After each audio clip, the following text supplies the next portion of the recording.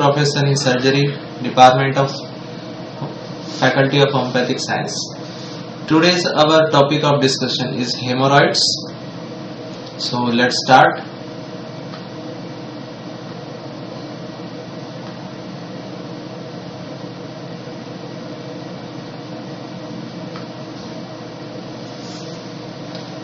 Hemorrhoids are also known as rectal lump, or in common language we can also say piles or lump in the rectum.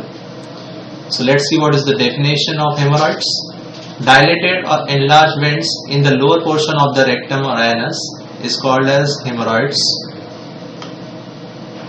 So let's see the diagram. So here we can see rectum and anus. So there are inflamed hemorrhoids, which are the descended veins or enlarged veins of the rectal plexus.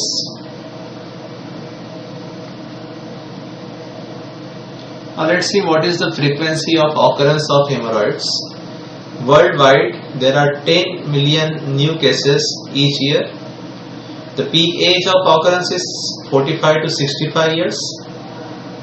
Half of adults experience hemorrhoids by the age of 50. Common among pregnant women. So overall, the burden of this disease is increasing day by day, and this is all about the lifestyle of our human beings.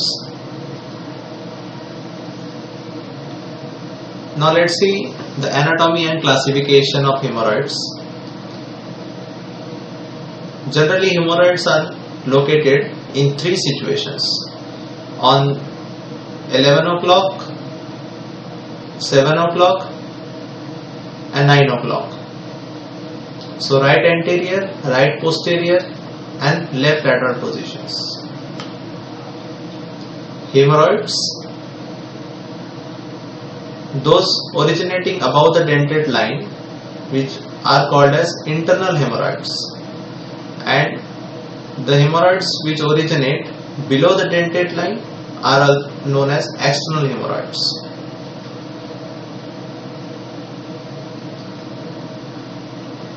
So here we can see the three types of hemorrhoids. External hemorrhoids, first diagram. Second image is internal hemorrhoid, which is originating above the dentate line, and third is mixed hemorrhoid, that is the plexus of internal and external plexus of rectum, rectal veins, they combine to form a large hemorrhoid. Now what happens in external hemorrhoid? They are covered by skin, whereas internal hemorrhoids which are coming from above the dentate line, they are generally covered with mucous membrane. So let's focus on internal hemorrhoids. Internal hemorrhoid disease manifested by two main symptoms: painless bleeding and protrusion.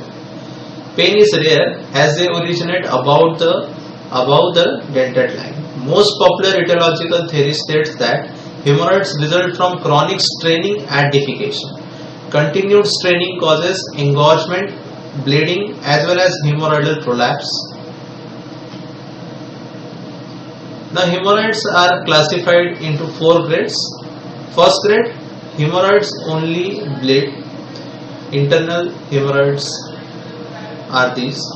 Second grade, prolapse and reduce spontaneously. That means at the time of defecation, the hemorrhoids get prolapsed and afterward they recede back spontaneously. Third grade, they require replacement. That means that at the time of stool or at the time of defecation, hemorrhoids prolapse, but they do not go automatically inside. We have to push them with the help of our fingers. Fourth grade is permanently prolapsed. So this is the fourth grade and very severe grade. In this, the pile permanently lie outside, hanging from the anus.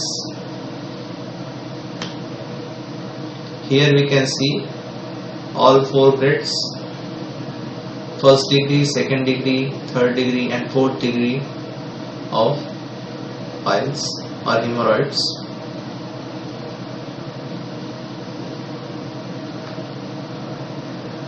Now let's see what are the causes of hemorrhoids. Pressure is the main cause of hemorrhoid. As the rectal vein or rectal vein plexus does not have enough support, so after straining or due to some pressure, they easily get prolapsed. Now let's see what are the example or what are the causes of pressure in the rectum. First and foremost cause is constipation, diarrhea, sitting or standing for long periods of time at the stool or any other activities, obesity, heavy lifting and pregnancy. Now let's see what are the symptoms of hemorrhoids. Rectal bleeding, bright red blood in stool. This blood is dripping in the toilet on wiping after defecation. Generally, there is slight difference between bleeding of hemorrhoids and bleeding of fissure. In hemorrhoid, the blood is like splash of blood in the pan, whereas in fissure, the blood is small in quantity and it comes out along with stool, or it is only few drops of blood in fissure of anal. But in hemorrhoids, the bleeding is massive or larger. Pain during bowel movements, anal itching, rectal prolapse while walking, lifting weights may also occur. Thrombosis may occur in the hemorrhoids. In some cases, there is extreme pain, bleeding and occasional signs of systemic illness in case of strangulation of the hemorrhoids.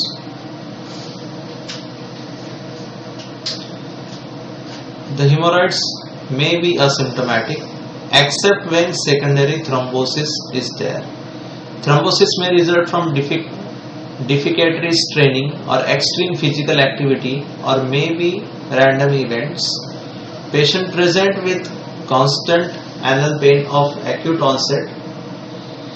Physical examination identifies external thrombosis as purple mass at anal verge. Management depends on patient's symptoms.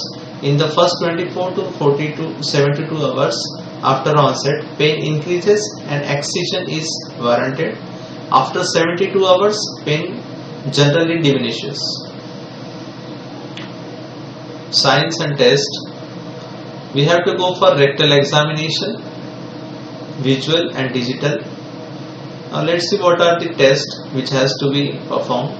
We can go for sigmoidoscopy, anoscopy and proctoscopy. In elderly persons who are coming with the rectal bleeding, we should go for sigmoidoscopy so that we can differentiate it from rectal carcinoma. Physical examination. Patient should be examined in the left lateral decubitus position while asking the patient to bear down. Any rashes, condylomata or exanthematous lesions should be noted. External sphincter functions should be examined. Any abscesses, fissures or fistula should be observed carefully. Hemorrhoids. Lubricated finger should be gently inserted into the anal canal. The resting tone of the anal canal should be ascertained, as well as the voluntary contraction of the puborectalis and external anal sphincter should be noted. Masses should be noted, as well as any areas of tenderness should be examined. Complications of hemorrhoids. The blood in the enlarged veins may form clots and the tissue surrounding the hemorrhoids can die of necrosis. This causes painful lumps in the anal area. There is severe bleeding can occur which result into iron deficiency anemia. Let's see, these are the thrombosed hemorrhoids, very painful condition.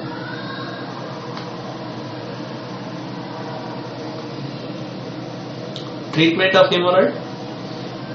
This is classified into three categories: dietary and lifestyle modification, non-operative procedure, and operative hemorrhoidectomy.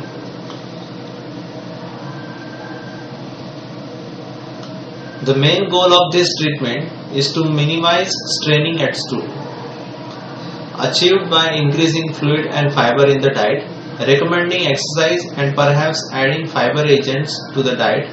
If necessary, stool softeners may be added.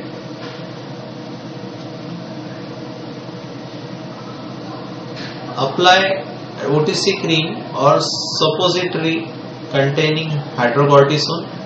Keep anal canal or anal area clean. Soak in warm bath. Apply ice pack or compressions for 10 minutes. If prolapsed, gently push back into anal canal. Use a sitz bath with warm water. Use moist toileters or wet toilet paper instead of dry toilet paper.